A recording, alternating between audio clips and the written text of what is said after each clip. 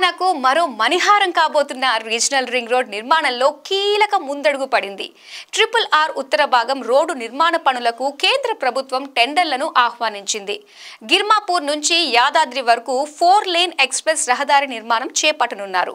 RRR ఉత్తర భాగం road మొత్తం 5 భాగాలుగా విభజించగా 7,104 కోట్లతో రోడ్డు నిర్మాణానికి టెండర్లను పిలిచింది కేంద్ర ప్రభుత్వం.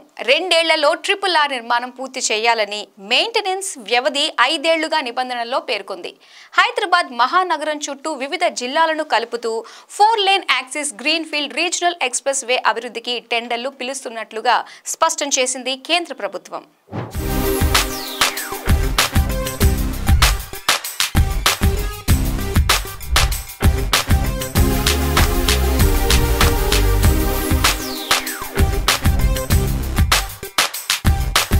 ప్యాకేజీ 1లో సంగారెడ్డి జిల్లా గిర్మాపూర్ రెడ్డిపల్లి వరకు 34.518 కిలోమీటర్ల మేర రోడ్డు నిర్మాణం చేపట్టనున్నారు. ఇందుకు అంచనా వ్యయం 1,529.19 కోట్లుగా పేర్కొన్నారు. ప్యాకేజీ 2లో రెడ్డిపల్లి నుంచి ఇస్లాంపూర్ వరకు 26 కిలోమీటర్ల మేర రోడ్డు నిర్మాణం చేపట్టనుండగా ఇందుకు అంచనా వ్యయం 1,114.80 కోట్లుగా నిర్ధారించారు. ప్యాకేజీ 3లో ఇస్లాంపూర్ నుంచి సిద్దిపేట జిల్లా ప్రజ్ఞాపూర్ వరకు 23 కిలోమీటర్ల మేర రోడ్డు నిర్మాణం చేపట్టనున్నారు. ఇందుకు అంచనా వ్యయం 1,184.81 కోట్లుగా పేర్కొన్నారు. ప్యాకేజీ 4లో ప్రజ్ఞాపూర్ నుంచి యాదాద్రి భువనగిరి జిల్లా రాయగిరి వరకు 43 కిలోమీటర్ల మేర రోడ్డు నిర్మాణం చేపట్టనుండగా ఇందుకు అంచనా వ్యయం 1,728.22 కోట్లుగా కోట్ చేశారు.